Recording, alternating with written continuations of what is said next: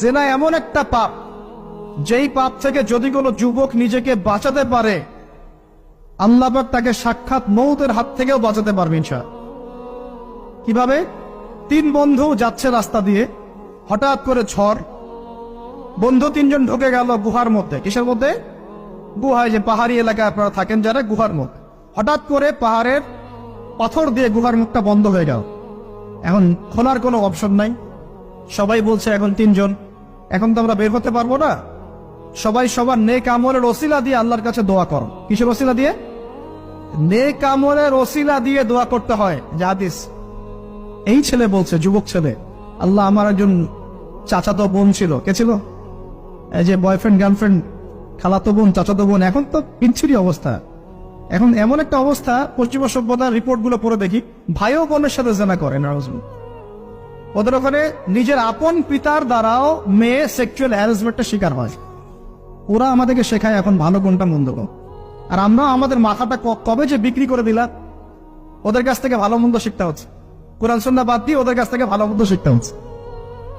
তো চাচাতো বোনকে সে খুব ভালোবাসতো, তাকে সে পেতে চাইতো, মানে তার সাথে সেক্সুয়াল সম্পর্ক করতে চাই, সোজা কথা বল। এখন সেই মেয়েকে অনেক প্রস্তাব দেয়, সেই মেয়ে রাজি হয় না। শেষে বলে, যদি আমাকে 1000 বা 100 স্বর্ণ মুদ্রা দিতে পারো, দিনার, তাহলে আমি তোমার সাথে সেক্স করব, মানে জেনা করবো। নাউজুবিল্লাহ। তো সেই ছেলে অনেক কষ্ট করে এই টাকাগুলো বা এই দিনারগুলো অর্জন করে, কামাই করে, দিনরাত পরিশ্রম করে, ঠিক আপনারা যেমন করছে না। তো এরপর সে তার স্বর্ণ মুদ্রা দেয়, দিয়ে বলে যে এখন আমাকে আমার কাজ করতে দাও। তখন সেই মেয়ে রাজি হয়।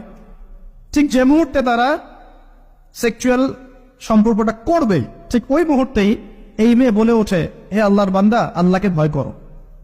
আমি সারা জীবন আমার সতীত্বকে ধরে রেখেছি, কাউকে দেইনি। আমি কারোর সাথে এরকম অন্যায় করি নাই। আমি খারাপ মেয়ে নই। তুমি আমার ইজ্জতটা নষ্ট করো না। কে বলছে কথা? মেয়ে। ওই অবস্থা থেকে কি একটা ছেলের উঠে আসা সম্ভব? এটা কি এতটাই সহজ? এটা কিন্তু সহজ না। সত্যি কথা বলতে এই বিষয়টা কিন্তু এতটাও সহজ না। যারা অবিবাহিত তারা হয়তো বুঝতে পারবে না, বিবাহিতরা বুঝতে পারছে। তো ওই অবস্থা থেকে সেই টাকাগুলো না নিয়ে সেই স্বর্ণ মুদ্রা মেয়েকে দিয়ে ওখান থেকে সেই ছেলে উঠে আসে আল্লাহর ভয়ে।